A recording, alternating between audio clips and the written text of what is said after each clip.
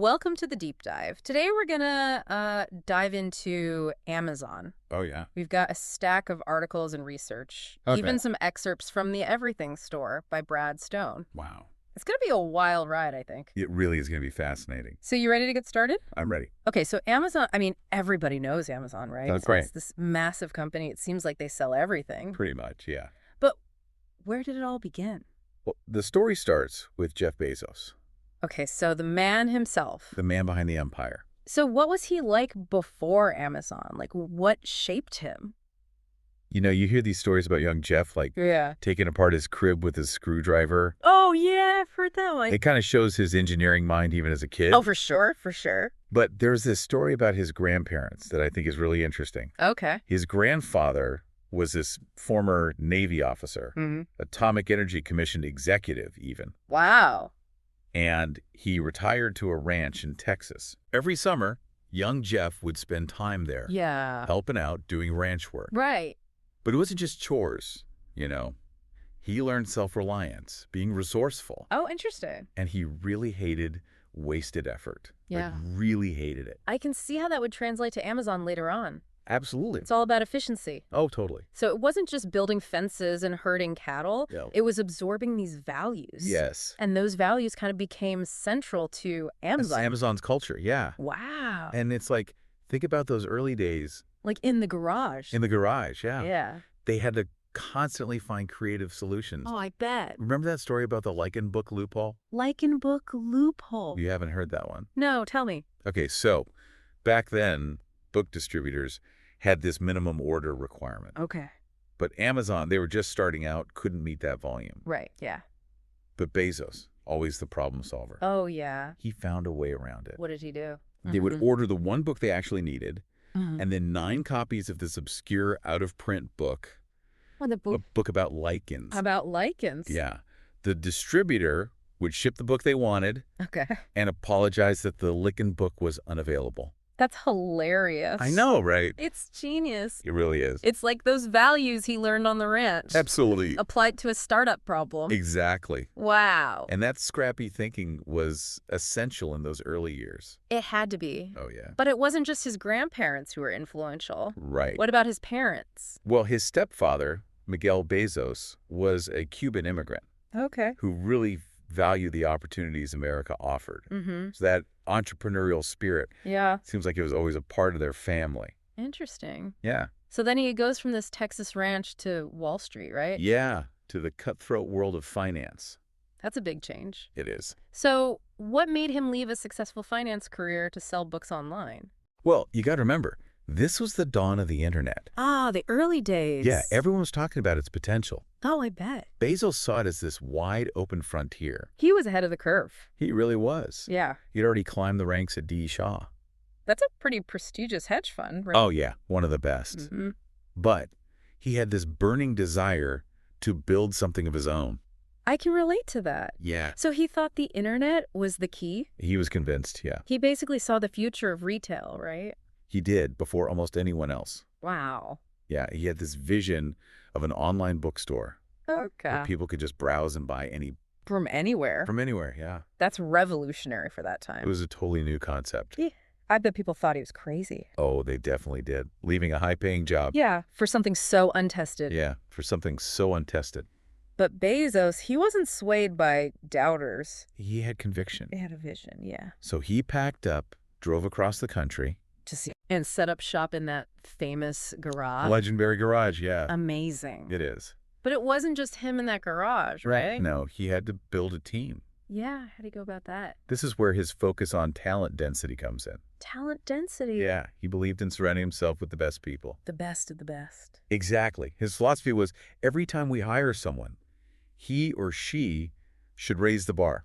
So, like, each new hire had to be better than the last. Yeah, always raising the bar. I can see how that would build a strong team. It did, and he was super involved in the hiring process. Ah, I bet. Like grilling candidates with these tough questions. I've heard about those. Like, how many gas stations are there in the United States? That's like a riddle. It is, but it wasn't about the right answer. It was about how you thought. Exactly. How you approach problems. He wanted people who were smart and could think on their feet. like he learned to do back on the ranch. That makes sense. Yeah. So he's got this A-team, they're hustling in the garage. Finding creative solutions. But at this point, it's still just a website selling books. Right. But Bezos always had a bigger vision. He did, didn't he? Oh, yeah. He wasn't content with just being an online bookstore. He wanted more. He wanted to build the everything store. The everything store. Yeah, That's pretty ambitious. it is. Did he talk about that early on? Yeah, actually, in his first letter to shareholders, Okay. he said Amazon would prioritize long-term market leadership Oh. over short-term profits. Interesting. Yeah, that commitment let them invest heavily in growth. Even if it meant sacrificing profits at first. Exactly. So from the beginning, he was thinking big picture. Oh, yeah. Not just books, but a platform for everything. He saw the potential of the internet to change retail. And he was willing to take on the big guys? Absolutely. He was not afraid of competition. So this is where we get into the dot-com boom, right? Yes, a crazy time. Like every internet company was striking gold, It seemed that way. fueled by investor enthusiasm. And the promise of this digital future, Yeah. Amazon's stock price soared. They were on a roll. They were hiring Wow. like crazy, expanding into new categories. But then the bubble burst. It did. So how did Amazon survive when so many others crashed and burned? That's where those early lessons about discipline and efficiency came in. Ah, those ranch values. Exactly. While other companies were burning through cash, Focused on hype. Amazon was quietly building a solid foundation. They were playing the long game. They had a growing customer base, Okay. a robust technology infrastructure, Mm-hmm. and a relentless focus on customer service. So they were actually prepared for the downturn. In a way, yeah, when the market crashed, They adapted quickly. they did. They shifted from get big fast to get our house in order. They Interesting. tightened their belts, streamlined operations, And focused on what they did best. serving their customers. So they went through this trial by fire They did, and came out stronger. and more determined. It's amazing how they turned that crisis into an opportunity. It really is. They proved they could not only survive. But thrive. Exactly. It set the stage for them to really build that everything store. It's incredible. It really is. This is just the beginning of the story. I can't wait to see what happens next. I too. We'll dive into that in part 2. Sounds good. Stay tuned. We'll be right back. Welcome back to the deep dive. Before the break, we were talking about how Amazon survived the dot-com crash, Yeah, they came out stronger. more ready to take on the world. Definitely. But they were still mostly known for books, right? Yeah, books were their bread and butter. So how did they go from books to the everything store? Well, Bezos knew they needed to expand, Makes sense. but it wasn't just adding more stuff to the website. Right. Each category is different. Exactly. Each category had its own challenges. Like what were some hurdles they faced? Take toys, for example. Toys. Unlike books, toys had a really different distribution system. Okay. Books were pretty centralized, Mm-hmm. but toys were all over the place. I see. So Amazon had to figure out how to deal directly with manufacturers, Okay. navigate toy trends, manage a whole new type of inventory. That sounds like a lot. It was their first holiday season selling toys was What happened? a learning experience. Oh, I bet. They ended up with mountains of unsold inventory. Wow. Warehouses were in chaos. Yikes. And they had to have these huge clearance sales. So it was a bit of a mess. It was, but even with those stumbles, Yeah. Bezos never lost sight of the everything store. He was determined. Oh yeah, he was convinced the internet could revolutionize retail. Mm-hmm. And he wanted Amazon to lead that revolution.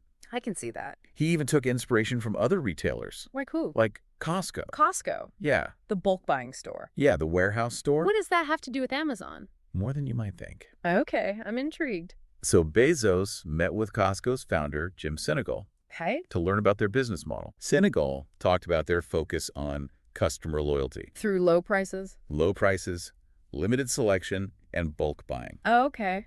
And that meeting gave Bezos some ideas for Amazon. For building customer loyalty. Exactly. It's widely believed that this meeting influenced Amazon Prime. Ah, Amazon Prime. Free Yeah. shipping, streaming services. All sorts of perks. Everyone seems to have it. It's pretty popular. But it wasn't an instant success, was it? No, not at all. Really? When it launched in 2005, Mm-hmm. a lot of people were skeptical About what?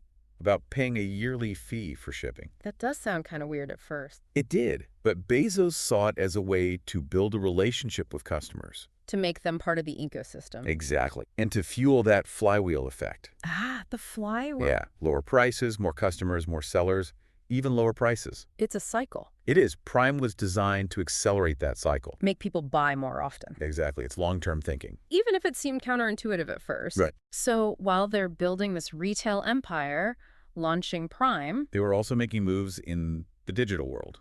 Okay, like what? This is where the Kindle comes in. Ah, the e-reader? But they had some early stumbles with ebooks. They did. Remember Amazon.bomb? That name doesn't sound promising. It wasn't. Oh, was it? It was their first attempt at selling ebooks. Okay. But it was clunky and expensive and never took off. So they learned from that. They did. When they launched the Kindle in 2007, Okay. they knew what customers wanted. A better e-reader. Exactly. The Kindle was a game changer, though, wasn't it? It was. You could have a whole library in your pocket. Right. But it was controversial at first. It was. People worried about the impact on publishing. On traditional books. Yeah.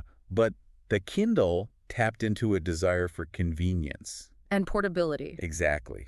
And Bezos, playing the long game again, He did. insisted on that $9.99 price point for most ebooks. Even though it meant selling them at a loss. He was willing to lose money to establish the Kindle. Yep. It was a bold move. And it paid off. It did. The Kindle became a huge hit. It ushered in a new era of digital reading. And it wasn't just about selling devices. Right. It was about the platform. The whole ecosystem around digital books. That control over the platform. It's something we see again and again with Amazon. Absolutely. It's like a key part of their strategy. And a prime example of that is AWS. AWS? Amazon Web Services. Okay. Break that down for me. Sure. So before AWS, Mm-hmm. if a company needed servers and databases To run their website. to run their apps, all that, Yeah. they had to buy and maintain all that hardware themselves. Expensive and complicated. Very and time-consuming. So AWS came in and said, hey, just rent it from us. Basically, yeah. Okay. They took their expertise in building online infrastructure and turned it into a service for other companies. So instead of buying your own servers, You could rent computing power from Amazon. like a utility. Exactly. Right. Bezos described it like the electric grid. That's a good analogy. It was a revolutionary idea, I bet. and it became the backbone of tons of startups. Even big companies. Yeah, AWS leveled the playing field. Gave smaller companies access to powerful tools. Exactly. And it's a huge business for Amazon now, right? Huge. Even more profitable than their retail operations. Wow, that's incredible. It is, especially considering how it started, People were skeptical. even within Amazon. Really? Yeah, but Bezos saw the potential. Another example of him betting on the future. Absolutely, that willingness to take risks, Thinking long term, it's key to Amazon's success. whether it's ebooks at a loss, investing in AWS, Or free shipping with Prime. he's always prioritizing the long game. Market dominance over immediate profits. It's clearly worked for them. It has. They went from a garage startup to a global powerhouse, A company that's everywhere. touching almost every aspect of our lives. But that level of success, Doesn't come without controversy. that's true, the bigger they get. The more scrutiny they face, There are concerns about their impact on the world. both positive and negative. That sounds like a whole other deep dive.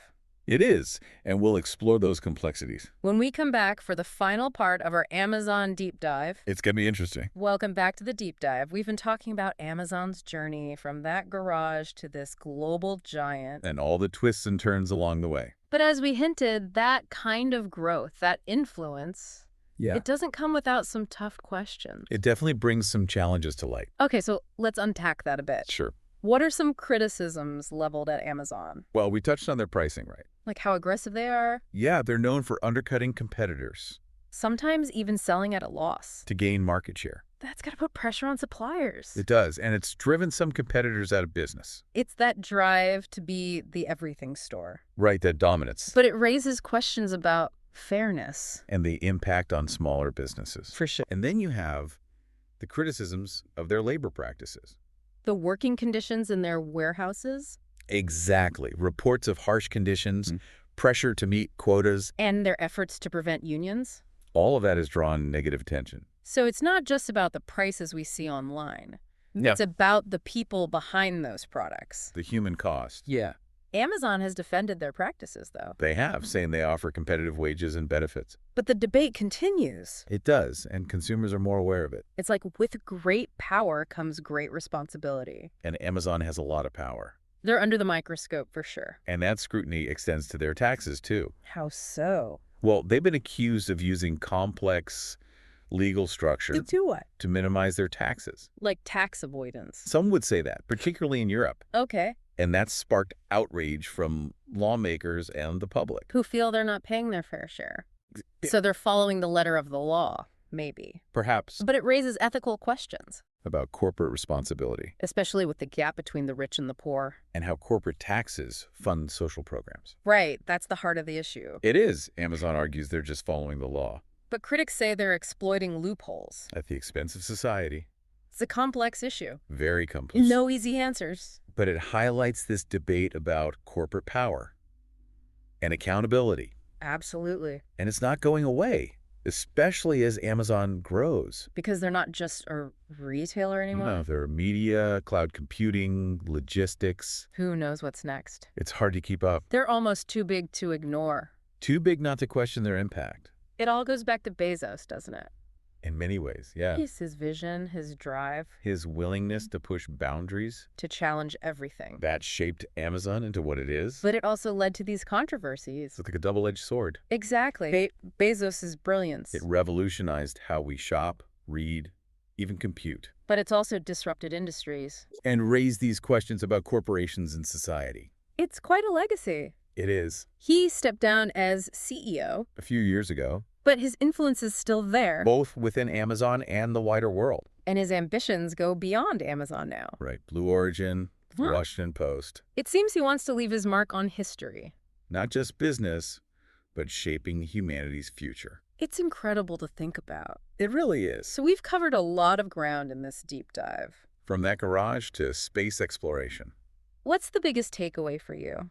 For me, it's the force of Bezos' personality. His vision, his That drive, focus on customer experience, his long-term thinking. all of that built a company, shaped an industry, It also brought challenges. and raised these questions about technology and power. It's a lot to think about. It is. It's easy to get caught up in the convenience, The innovation Amazon brought. but we have to be aware of the trade-offs. The impact on workers, competitors, society. As we navigate this digital world. It's something we can't ignore. Well said. We've only scratched the surface here. But hopefully this deep dive gave you a better understanding. Of this complex and influential company. There's so much more to explore. Read those articles. Dig into the research. Maybe even pick up the Everything Store. You'll be amazed at what you find.